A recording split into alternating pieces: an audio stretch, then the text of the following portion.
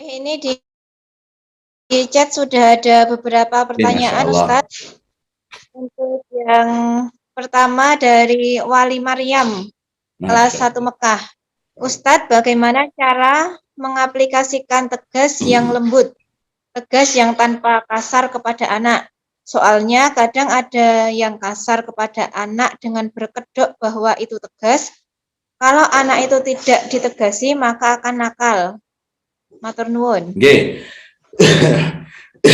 Mohon maaf ini.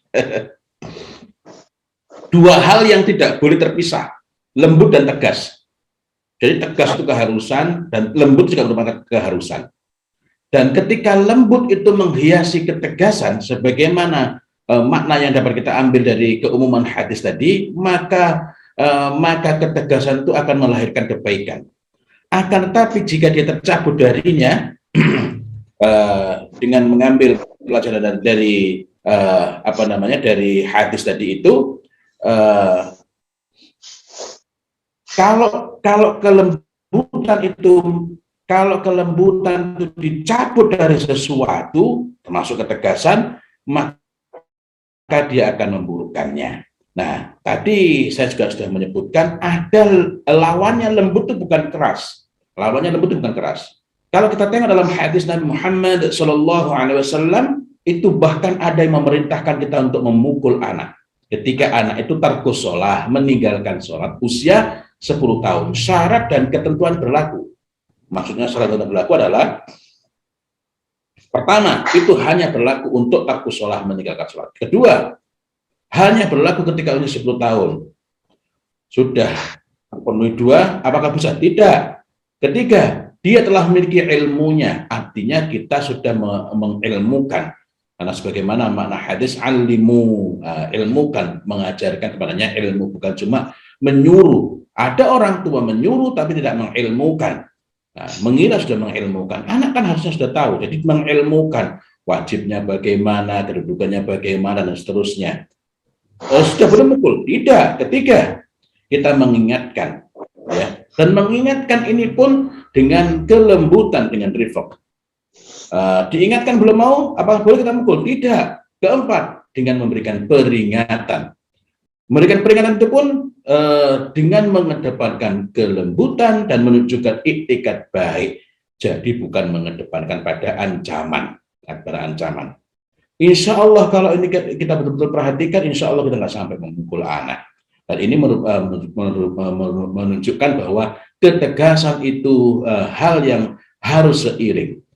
Seorang anak saya itu pernah sudah hampir jam 1 tapi belum sholat, usianya sudah 11 tahun ketika itu, maka saya sampaikan, nak gimana nak, ini bapak tidak ingin sama sekali, bapak tidak ingin memukul kamu nak, tapi bapak juga mau perintah agama ini nak.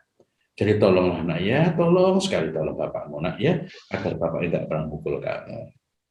Nah, belum bergerak, lalu saya berarti ini tadi kan sudah memberikan peringatan ya, bukan mengingatkan. Kalau mengingatkan ayah nak, sholat nak, dan sekian nah ya. Nah, sudah memberikan peringatan.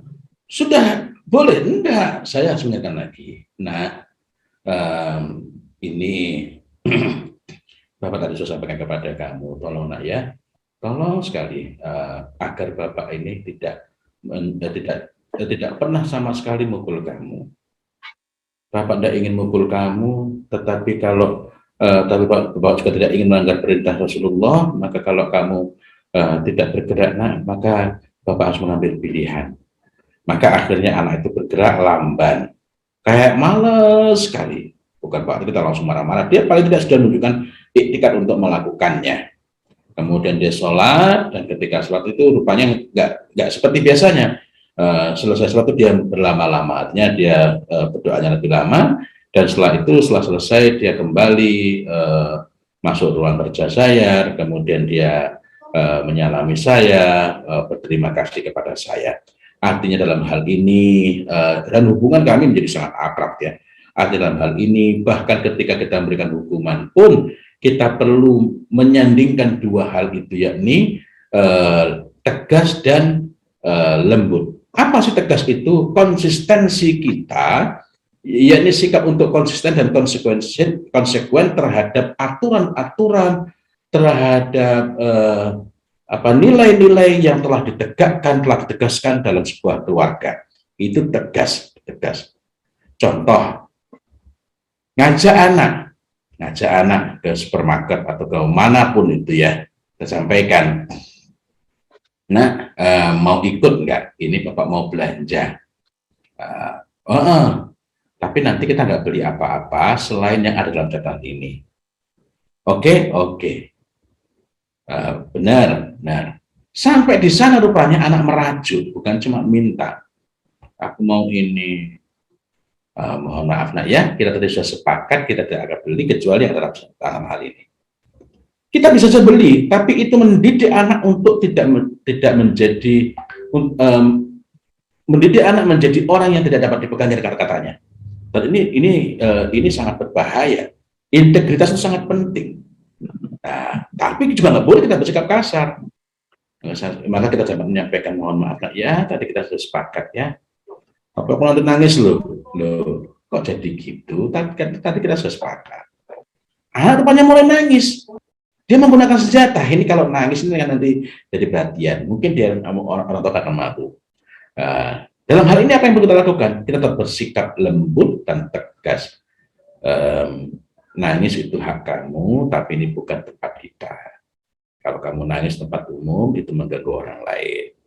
Dan kita tidak mencederai kesepakatan kita. Tadi kita sepakat, kita hanya beli yang ada dalam catatan. Nah, kita tetap melanjutkan aktivitas, bukan? Ya sudah, nggak usah belanja, pulang. Karena dengan demikian anak melihat, oh, I get it, saya yang menang ini. Nah, kita tetap melakukan aktivitas seperti biasa, dan ketika dia mulai reda tangisnya, kita dekati, kita apresiasi. Makasih ya nak ya. Loh, kok nangis lagi? Oh, belum selesai. Ya sudah nak ya. Nah, cuma kan kadang-kadang kita ini gengsi kalau lihat orang. Apalagi kalau yang lihat itu orang yang kita kenal. Dan kadang-kala tantangannya, contohnya ketika dulu ada yang datang ke rumah, kan ada aturan. Anak-anak tidak boleh minta makanan yang dihidangkan kepada tamu, kecuali tamunya sudah akrab dengan kita. Tapi kadang-kadang ada anak terus langsung, apa, aku mau ini. Ada tamu mau konsultasi. Selama anak-anak ya coba tanya ke belakang. Kalau di belakang ada, kamu boleh ambil di sana. Tapi kalau enggak, nggak usah. Lalu tamunya mengatakan, oh enggak, sini dek. Nah, ini kalau saya nggak tegas pada saya, pada dua-duanya ya, pada tamu saya maupun pada anak saya, ini bisa runyam. Maka akhirnya saya sampaikan pada ibu yang mau konsultasi itu, silakan Bu, kalau ibu mau ngasih anak saya silakan, tapi habis ini ibu pulang. Kalau ibu ingin mendapatkan penjelasan, silakan, saya akan jelaskan kenapa saya mengambil tindakan ini, sikap ini. Karena orangnya mau konsultasi tentang anak nih, jadi sekalian ini ya. Nah, jadi lembut dan tegas itu satu kesatuan. Orang yang kasar belum tentu lembut. Ini nggak usah. Tapi ketika anak mulai merengek, sudah, dikasih uangnya. Ini balik kasar dan tidak tegas. Jadi tegas itu betulkah penting? Sangat. Tapi dia tidak boleh dilakukan dengan kasar. Bahkan ketika kita memberikan hukuman, prosesnya itu pun ada konsekuensi, ada hukuman. Dua-duanya dikenal dalam agama ini. Itu pun harus dengan menunjukkan etikat baik, sehingga anak itu bertambah sikap hormatnya, respeknya kepada kedua orang tua, bahkan di saat kita mengingatkan, menegakkan aturan mengenai sesuatu itu. Wallahu a'lam bishawab.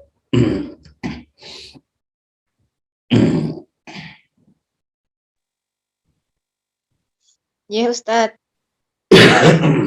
Untuk pertanyaan selanjutnya,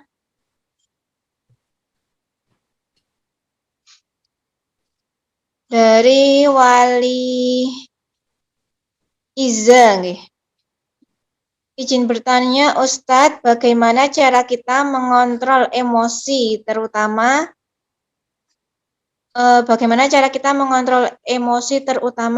terlebih saat sedang lelah menghadapi anak yang selalu ingin tahu dan bertanya.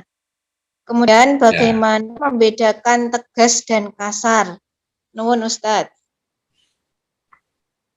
Tegas itu konsistensi terhadap aturan, terhadap prinsip-prinsip, terhadap nilai-nilai yang kita tegakkan, kita tegas, kita kokohkan, kita jadikan sebagai acuan pegangan dalam keluarga.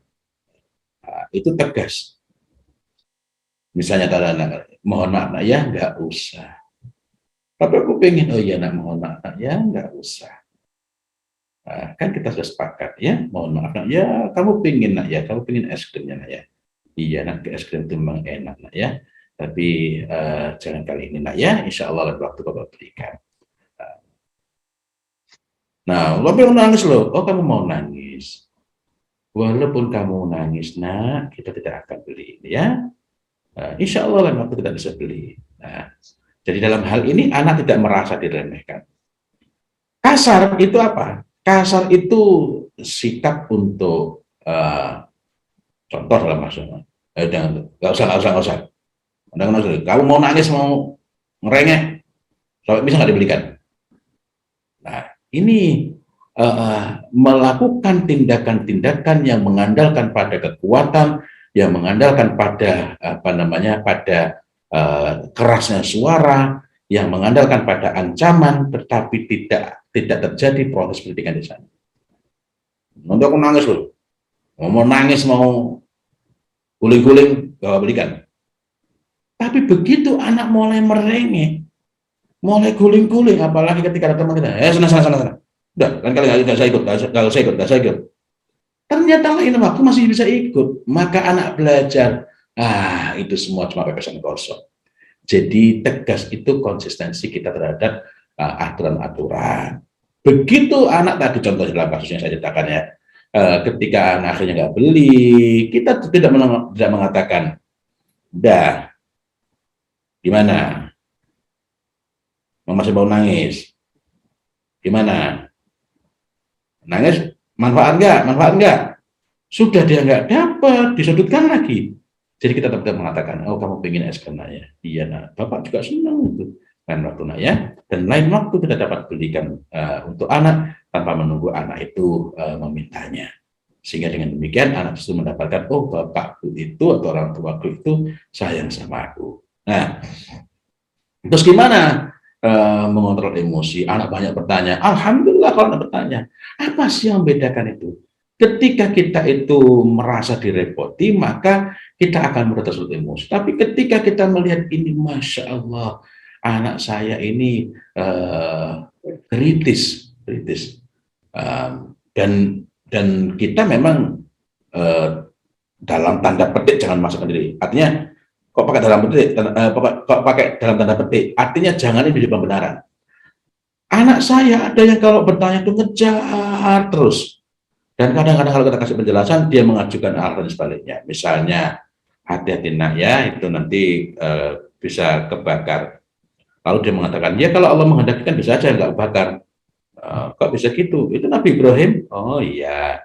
Nah, coba itu kan ada apinya itu. Nah, kamu coba cari kelingkingmu itu, coba kamu dekatkan itu. Enggak mau. Kenapa enggak mau, nak? Jadi ketika ada anak yang banyak bertanya, kadang-kadang kita bisa bertanya balik, tetapi bertanya balik ini bukan untuk memojokkan. Dan kadang-kadang kita bisa selingi bercanda. Bercanda itu tidak menghilangkan wibawa. Tidak menghilangkan wibawa. Ya. Wibawa itu runtuh manakala anak melihat bahwa kita tidak konsisten. Nah, bercanda itu justru diperlukan agar hiwar itu bisa hidup. Bincang dalam keluarga itu bisa hidup. Ya. Bisa hidup. Nah, terus gimana kalau kita pas lagi sepaneng? Kalau kita lagi sepaneng, tahan diri sejenak. Saya sempat menjelaskan ini lebih lanjut di beberapa pekan lalu ada acara bersama dengan forum kajian muslimah tentang bagaimana menghadapi remaja sulit. Nanti bisa dicek di YouTube saya ya. Jadi ketika kita itu mau membuka komunikasi dengan anak, misalnya anak ngambek, kita kan nggak bisa langsung menyelesaikan, kita harus membuka komunikasi. Tapi ketika kita mau membuka komunikasi, kita perlu ukur dulu kondisi emosi kita.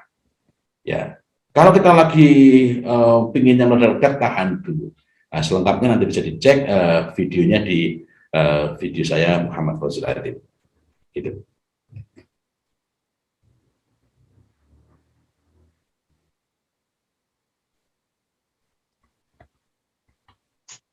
Ya Ustadz, matur nuwun. Untuk pertanyaan selanjutnya, ini banyak sekali ya Ustadz pertanyaannya. Allah ya. Untuk yang ketiga, ini dari Bu Setianing. Kewajiban mendidik adalah oleh Bapak, tapi sang Bapak menyampaikan bahwa Ibu adalah madrasah bagi anak-anak, yang seolah menjadi kewajiban Ibu untuk mendidik anak. Ini bagaimana, Nji?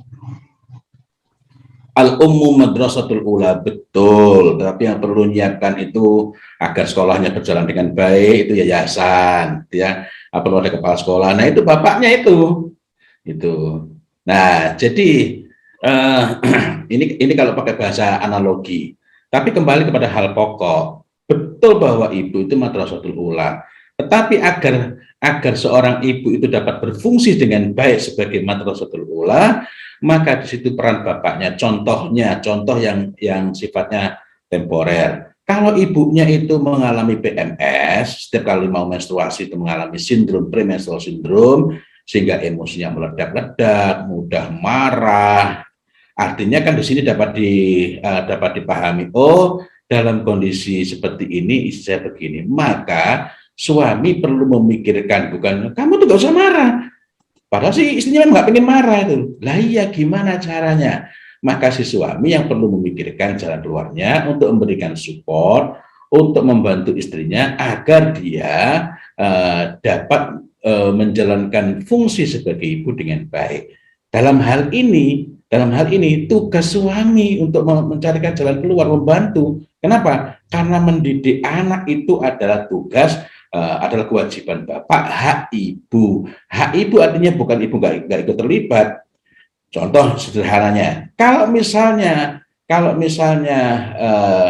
di sebuah sekolah kemudian gurunya itu cuti melahirkan, bukan berarti sekolahnya diliburkan.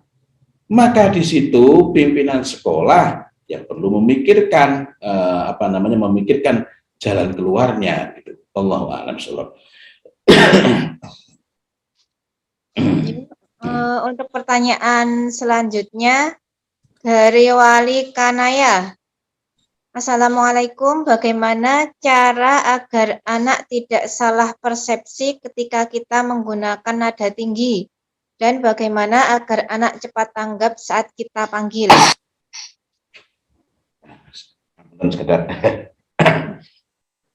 Ini mohon maaf nih, saya matikan video karena rupanya pertahanan mulai melemah ini.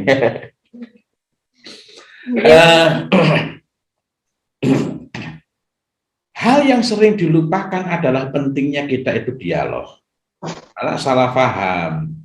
Nah, oh iya, perlu bedakan, nada tinggi itu nggak sama dengan suara keras. Contohnya, ketika tadi saya ilustrasikan ketemu teman lama yang 15 tahun nggak ketemu, suaranya mungkin keras. Ya.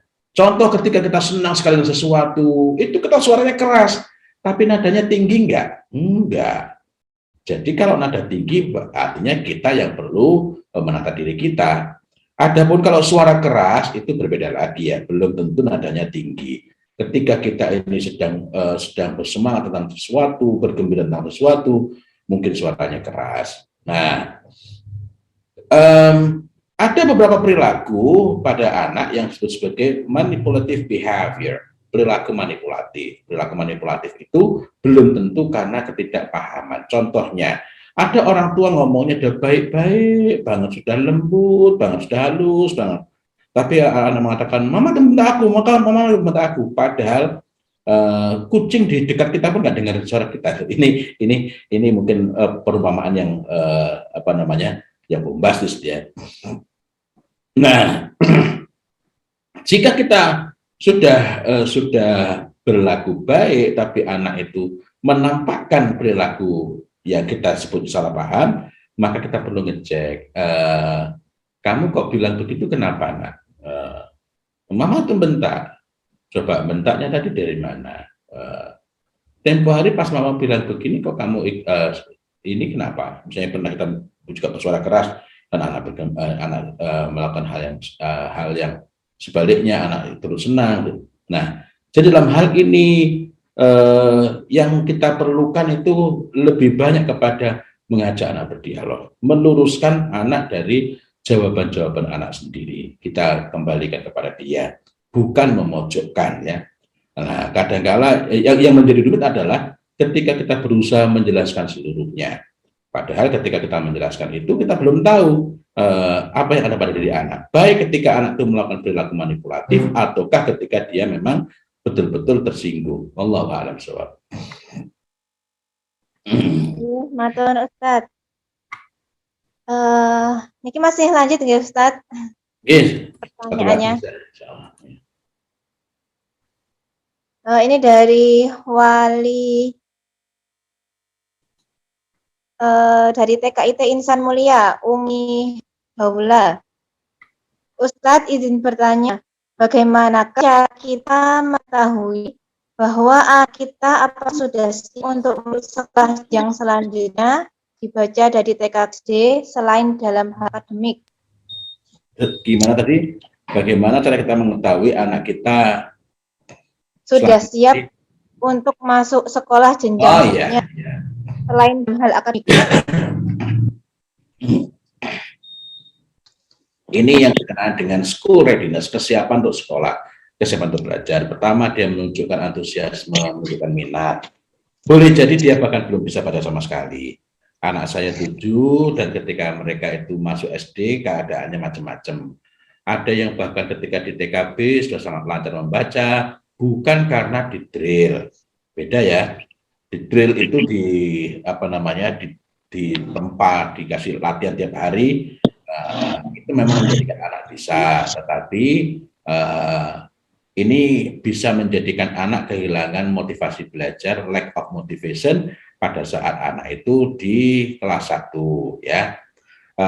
Tapi ada anak yang dia itu antusias karena dia memiliki rasa ingin tahu yang sangat besar, sehingga di usia TKB dia sangat lancar membaca, dia sudah bisa berhitung. Nah, bukan berarti anak kita yang ketika SD belum bisa apa-apa, itu lebih buruk. Jika dia memang memiliki dia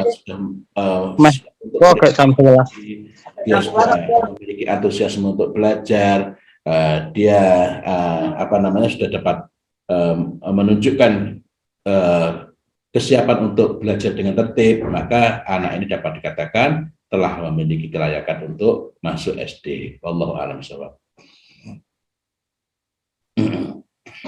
Untuk selanjutnya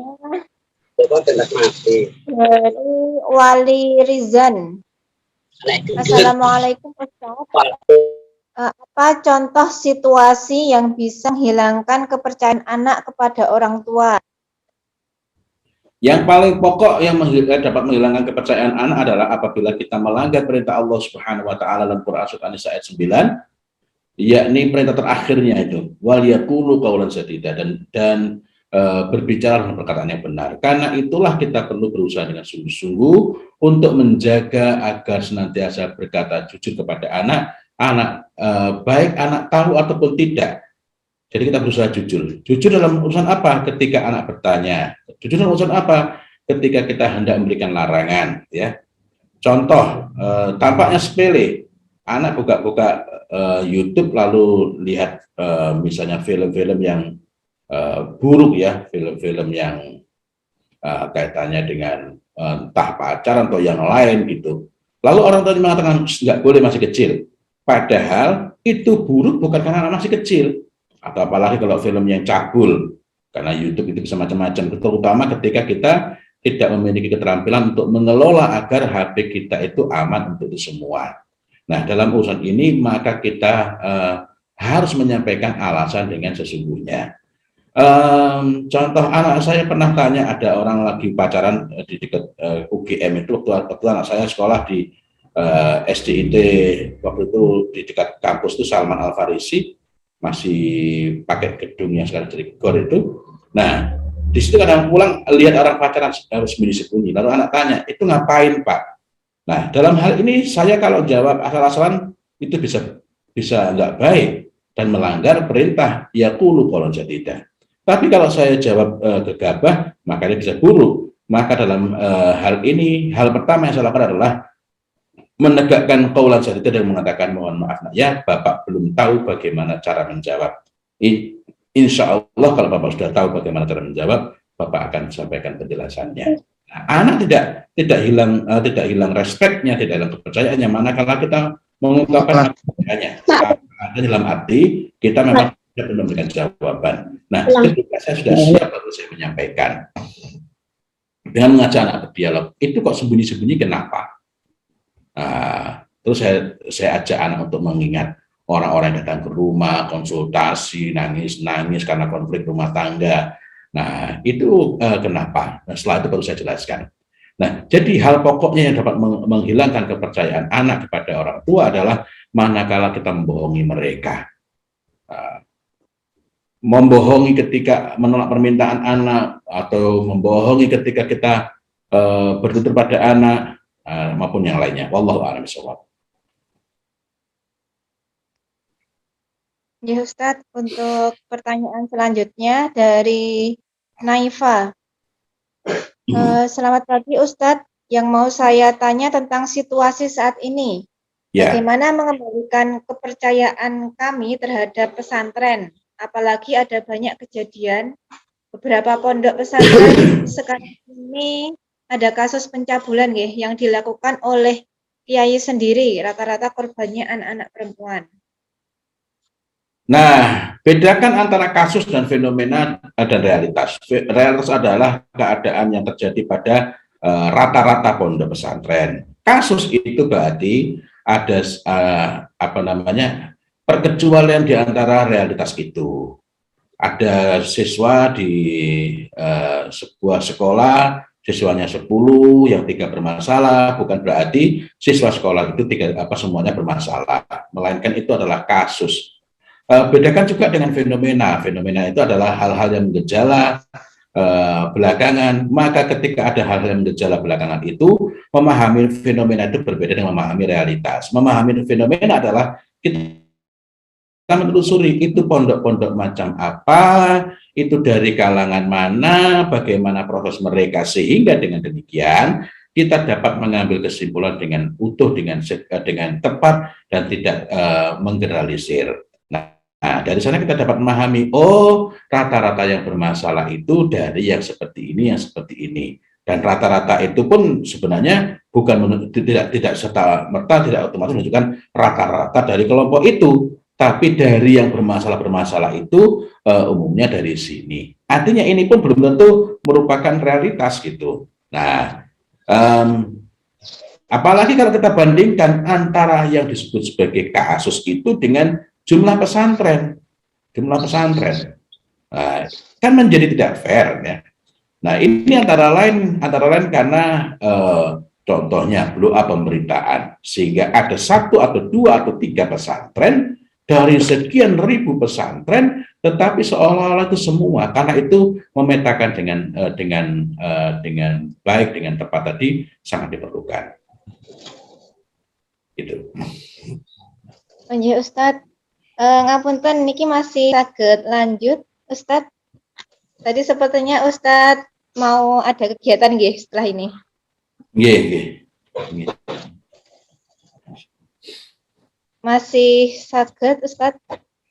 Satu pertanyaan lagi. Satu lagi nggih. Oke.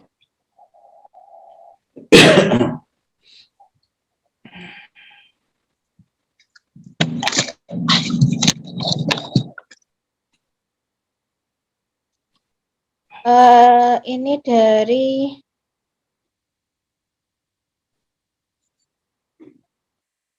sebentar nggih Ustadz. Nggih. Dari Wali Mbak Natifa. Ada yang mengatakan cara mendidik anak yang efektif adalah lebih banyak memberi contoh dan mengurangi bicara atau perintah. Betulkah demikian Ustadz? Masya Allah, banyak sekali anak-anak yang mengalami krisis identitas ketika menjadi remaja itu. Dia berkembang menjadi remaja sulit dan justru lahir dari keluarga baik-baik. Jika kita yakin bahwa sebaik-baik contoh adalah Rasulullah Muhammad Sallallahu Alaihi Wasallam, maka pada pribadi Rasulullah Muhammad Sallallahu Alaihi Wasallam itu kita mendapatkan pelajaran yang berharga. Pertama, adanya qudwah. Cukup, tidak ada uswah. Rasulullah Sallallahu Alaihi Wasallam itu disebutkan dalam Al-Quran itu sebagai uswatun hasanah, bukan cuma qudwah. Apa bedanya? Qudwah itu memberikan contoh, bisa menjadi model, tapi uswah itu selain dia menjadi model, dia juga mengilmukan, dia juga memberikan arah gitu ya. Jadi dalam hal ini bukan cuma memberikan contoh saja, melainkan secara aktif untuk menyuruhkan, untuk mendorong, untuk mengingatkan gitu. Dan inilah yang kita jumpai pada pribadi Rasulullah Muhammad Shallallahu Alaihi Wasallam.